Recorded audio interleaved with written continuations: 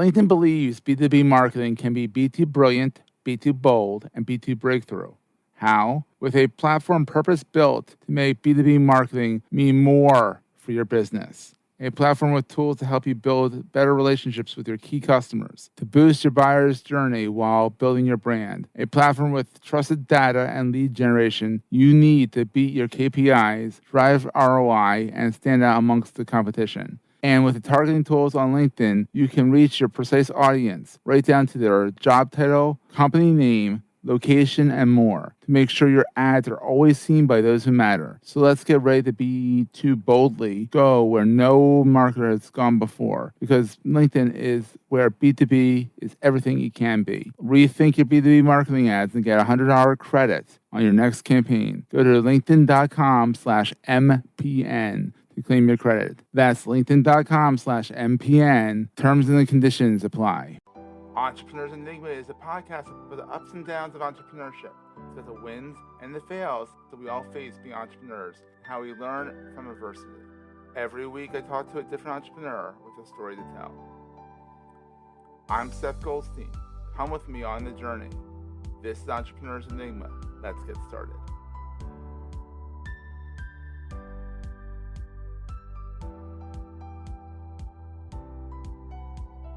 Hey, everybody. Welcome to another edition of the Entrepreneurs Enigma podcast. I'm Seth. I'm here with the one, the only Marcus Chan of the Six Figure Sales Academy. And this is an audio podcast, so you're not going to see his lower third, but he took the lower third and put everything in there. It's brilliant. So it's Marcus Chan, www.sixfiguresalesacademy.com/book. So go check that out. Hey, Marcus, how's it going? Oh, Seth, my man, I'm excited to be here. Oh, I'm excited that you're here too. This is fun. I enjoy having entrepreneurs out there. You know, you've done the corporate ladder. You look at your LinkedIn and it's like, holy crap, this guy's done a lot in 30 years? Like, you've done a lot. I've done some things. You've done some things. Exactly. Made a lot of mistakes, mostly a lot of mistakes, but I've learned from mistakes. But that's the thing. If you don't make mistakes, you're not learning. That's right. And right. you're not growing. And that's the thing that people have to know, is that even with entrepreneurship, is that it's one giant mistake sometimes. And you just got to learn from it and then make it better. That's right. That's right. Exactly. So Marcus, who is Marcus Chan? What's your background? Like, why, for those who don't know who you are, who are you, essentially? There's a wide open question. Yeah, definitely a wide open question there. So I'm Marcus Chan, founder of Bentley Consulting Group. One of my key programs is Six Figure Sales Academy. So I help B2B sales professionals earn an additional $50,000 to $100,000 more every single year in commissions and bonuses. Now, before I had this business, which I had this business for about 2.5 years, I never actually thought I'd be an entrepreneur. So that, we mentioned before, I did the corporate gig thing first. And I never actually wanted to be an entrepreneur because my parents were entrepreneurs. And when they came here from China and Taiwan, they had absolutely nothing. So the entrepreneurship I saw was working in the back of a restaurant, working 80-hour weeks, blood, sweat, and tears. Yeah, not making a lot of money, a lot of stress, a lot of headache, and being tied to the business. So I was like, that is not sexy or cool to me. Like, that's really hard work. If there's a way I can... And you also lived it too, right? You were also working in said restaurant. Oh, yeah. Your blood, sweat, and tears alongside your parents. So it wasn't like, you were seeing this from afar. No, you were in the kitchen. Oh, yeah. Working the restaurant from a young age. So it was like, Absolutely. I mean, 5, 6 years old, I'm in the kitchen, like chopping vegetables. I'm like wiping out, I'm busting tables at 6. So you know how to cook? Yeah. I can cook all right. So you can go, well, one would hope that you can cook. Yeah. You can cook a few things. So there were some benefits, obviously, from that early on child labor, in which learning how to cook became very useful down the road. But your time knife you don't skills are probably appreciate really top notch. Yeah. Your when knife skills. Pretty good, right? Pretty good. My wife's like, how do you know this? I'm like, I don't know. Doesn't everyone know? She's like, no. I'm like, okay, whatever. Anyway, so did the restaurant thing. Was like, this is not. I don't want to be an entrepreneur. Like, let me go get a corporate job. My parents wanted me, of course, be a doctor, a lawyer, accountant, engineer. That's very typical of Asian families. I said no to all Jewish those families things. too. It's the same thing. Yeah, right. I'm like, not gonna do any of those things. I'm gonna go into sales. And then when I dove into sales, I didn't see it as sales. It was like a startup division of a big company in which I had to build this business from nothing. So did that. Yeah. So that was really interesting. That was during the last recession. All right. So 2007. So that's even more painful than just starting from nothing. Yeah. Right. So you dove into that. That was really challenging. That's when I cut my teeth into sales. I mean, it was straight like door knocking, cold calling, high activity. How do you close people as a field territory? Very, very hard with no training. Like hardcore sales. Like when you think sales. Like that's how it was.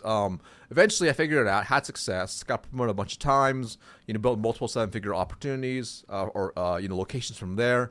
And then I actually made it to switch to a whole new company. Basically the same thing as somewhere else as well. Had a lot of success. Got to the point where, running a really big organization of about 100 plus employees.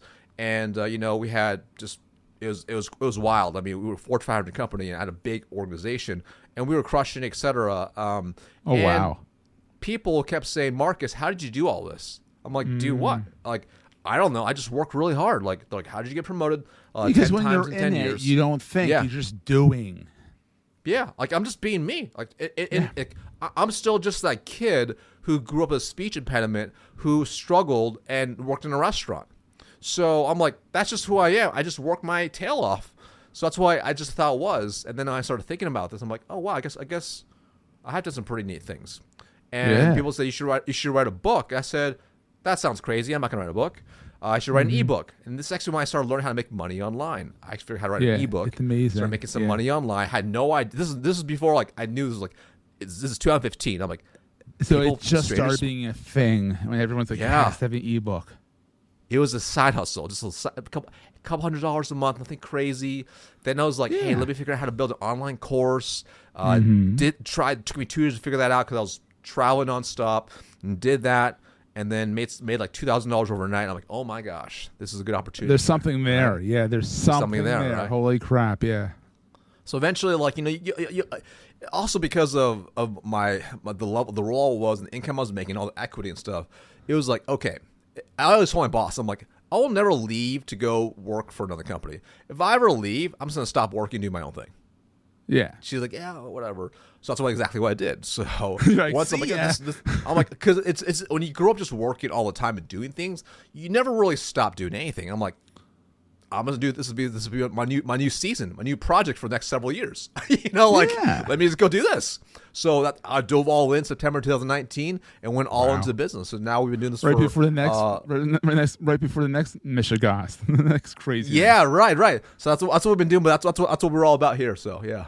We're going to take a quick break, hear from our sponsors, and get right back to the show. LinkedIn believes B2B marketing can be B2 brilliant, B2 bold, and B2 breakthrough. How? With a platform purpose-built to make B2B marketing mean more for your business. A platform with tools to help you build better relationships with your key customers, to boost your buyer's journey while building your brand. A platform with trusted data and lead generation you need to beat your KPIs, drive ROI, and stand out amongst the competition. And with the targeting tools on LinkedIn, you can reach your precise audience right down to their job title, company name, location, and more to make sure your ads are always seen by those who matter. So let's get ready to B2 boldly go where no marketer has gone before, because LinkedIn is where B2B is everything it can be. Rethink your B2B marketing ads and get $100 credits on your next campaign. Go to linkedin.com/MPN to claim your credit. That's linkedin.com/MPN. Terms and conditions apply. That's wild. So what's the best thing about being an entrepreneur? Because I'm sure you know what the best thing is about being in the corporate world. You have a little bit more security. Sales, not always so much, but you have a little bit more security than an entrepreneur. What's the best thing about being an entrepreneur? You are the author of vision. To me, that's the absolute best thing. There's one thing that I've always, I believe one of the reasons I was able to have success in corporate America was because I've always had that mindset. So whatever role I was in, I'm like, what could I create and just do? And of course, you kind of do it within the bounds of corporate America, so there's other restrictions. As an entrepreneur, there are no restrictions, which is like good and bad, because you're also like lost. You're like lost for a while. Like, what am I supposed to do? Am I doing the right thing or wrong thing? You have no idea. So being the author of vision allows you to create and be limitless and do whatever you want. But every decision's either good or bad. It's all on you, though. That's the only downside. Yeah, exactly. And that kind of goes into the next question. What's the worst thing or the scariest thing about being an entrepreneur? I think I know what your answer is going to be. That's the opposite, right? It's the same thing, kind of, but it's that uncertainty because you're like, well, I made this decision. I really hope it's the right decision. There's no direction. There's no one saying, Marcus, Seth, this is the right thing. This is the wrong thing. It's like, well, let me just try. This is actually why every Friday I write down every big decision I made for the past week.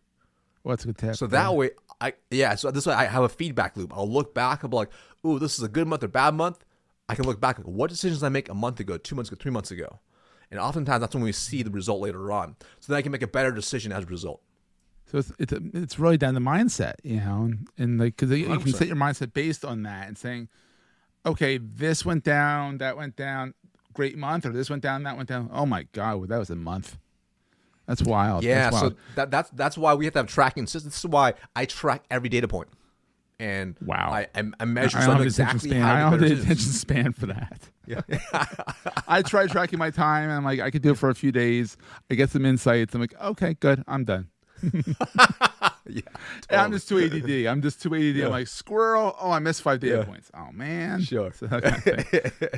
But it's fun. Yeah, but it makes sense, and I think everyone has to at least, if they want to see where the time is, do a time study for like a few days, even just a few days, and see where your time went those few days. And you can say, whoa, I can optimize here, here, and here. You don't have to go as far out as Marcus over here does it every single day. But you should at least do some. The thing is, the more you track, the better it's going to be, right? So, and I'm not talking about just your time. I'm saying you should measure every possible component that you can measure, right? So I measure every part of my sales funnel. So, like, for example, I know, like, even someone that joins one of my programs, I know in 13.44 days, they're getting a result on average.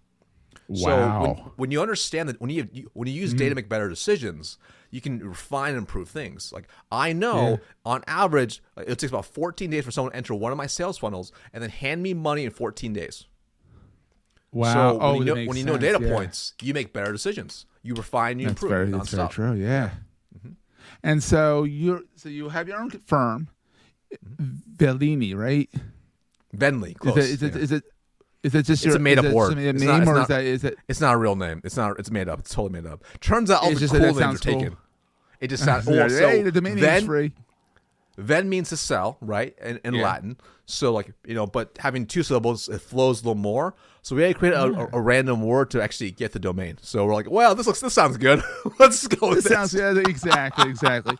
But then in the process, you start your company in 2019. You say goodbye to corporate America. Say, hey, look, I'm not going to go join another company here, but I'm going to join my own company. I'm going to do my own thing. You're on the Forbes, Business Council since 2020 during the fun times of 2020, and then you're you're the top sales influencer 2 times over, not just once, but 2 times over for Salesforce. So let me guess, you can't stand Salesforce. I personally don't even use it, right? Like, I use Slack if they own, but I don't use Salesforce, right? So, like, it's one of those things where as you get recognized by the other things, like, you can't use everybody. It's kind of like you can't. It's impossible. These clients, and they're like, "Can I sell to you?" I'm like, I can't switch every time I bring on a client to something else. Like, I'm sorry, it's impossible, guys. Try this out. Exactly. But you're also one of the top voices over at LinkedIn, which is, a lot of people in our space, B2B, love LinkedIn. And it's a really great space to grow your audience and interact. And heck, I reached out to Marcus on LinkedIn and said, hey, I'd love to have you on the podcast. And it's a great thing. So, you're accomplished, you've been out there, but you've really gone from rag to riches. You've gone from one type of entrepreneurship to another. You've seen the spectrum almost. It's really cool. Like, you've seen like hardcore sales, hardcore like entrepreneurship, like the traditional kind of entrepreneurship, of the olden days, to this new found realm of online entrepreneurship. And it's wild. So here's a question for you. What is the most important thing to carry with you all the time? To carry physically on me? Either or one. Like mentally? Wherever you want to go. Okay. So the most important thing to carry on me at all times. Okay. So here's a really simple one. Critical thinking skills. Okay. That's a good one. I find not enough people have critical thinking skills. And they take in a piece of information and then they're like, that doesn't work. You know, they read a book, oh, it doesn't work. Someone gives them advice, that's not going to work. Oh, they read the news, that's real, that's fake. Well, apply some critical thinking and come to your own conclusion about whatever you're consuming, right? So when every single day we have incoming information from everywhere.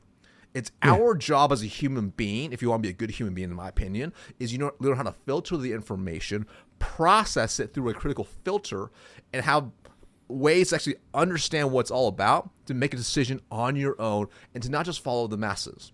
And if you do that, you're going to have a happier life across the board. 100%. It's such a simple thing. You think that it's not that hard. Oh, yeah. Take in, it's wild. filter. So, I mean, let's talk about like LinkedIn, right? So LinkedIn is a great example.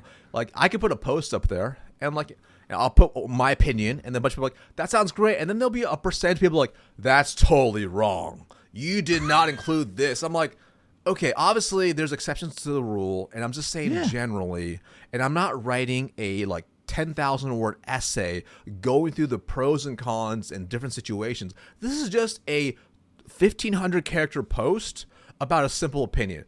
Chill out. 1,500 characters. Now we're talking about 1,500 words here, people. Yeah, chill out. Don't take it so personal. People have opinions on everything. Correct. You can say, I like my left foot better than my right foot. And they're like, you're wrong. And I'm like, they're like, you are wrong. Your opinion's wrong. I'm like, that's my foot, though. It's my preference. My preference. I like my left foot better than my right foot or whatever. Sorry, that's guys. Right. I like both of you that's equally. Right. Don't piss off your feet. The one will give out on you. Yeah. Oh, yeah. So Marcus, where's the best place for people to find you online? Like where is Marcus all the time when he's not at home with the family? Yeah, so my go-to place online is probably going to be LinkedIn for sure on there. I'm also getting really big into YouTube as well. So YouTube's a relatively new platform for me, but YouTube's been a cool spot for me personally because I can do longer form content on there. So I've been on there for about 2 months now. I think we have 47 different videos now, and we probably have for 2 months. 30, that's 40 hours. That's a good turnaround. Oh yeah, we've been very consistent. So it's allowed me to put out long form content, 30, 40 hour long trainings on there to be able to actually help people. So that's been really, really nice to be able to do that too. That's awesome. So obviously it's Marcus Chan MBA on LinkedIn. I'm cheating. I'm looking at it right now. It's that totally kind of cool. thing. Yeah. And then how can they find you on LinkedIn? Just go Marcus Chan. Yeah, just look up Marcus Chan, and probably one of the first people to probably show up now. There's a few out there, but I'm probably one of the first ones. But you'll see it's got a bright yellow profile head picture, which makes it stand out, makes it easy to find. Yeah, so look for the bright picture. And that's Marcus. And then also, of course, because he put this in his lower third here, check out sixfiguresalesacademy.com/book. And what's over there? Right. Is that your ebook or is that a book? Awesome. Great question. So years ago, I was like, I'm not going to write a real book. I decided this year I'm going to write a real book. So it's good to go. That's actually the wait list for my new book, 6-Figure Sales Secrets. It's the ultimate guide to overfilling your funnel, closing more, earning the top of 1%. So that'll be launching at the end of August 2022.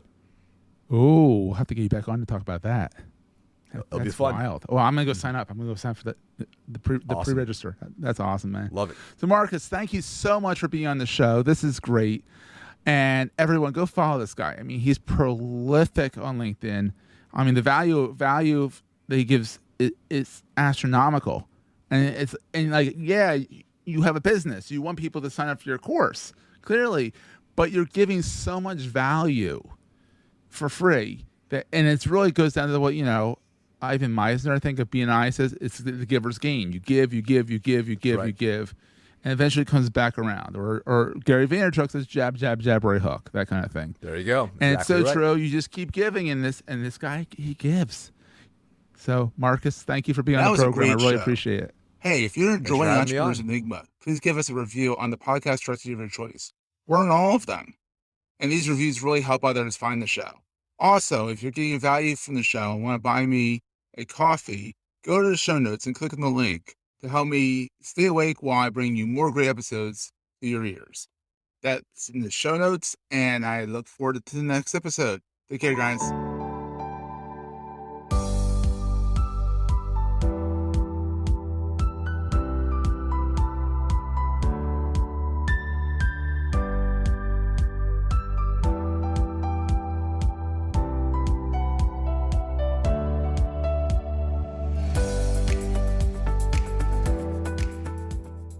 Goldstein Media hopes you have enjoyed this episode. This podcast is one of the many great shows on the MPN Marketing Podcast Network.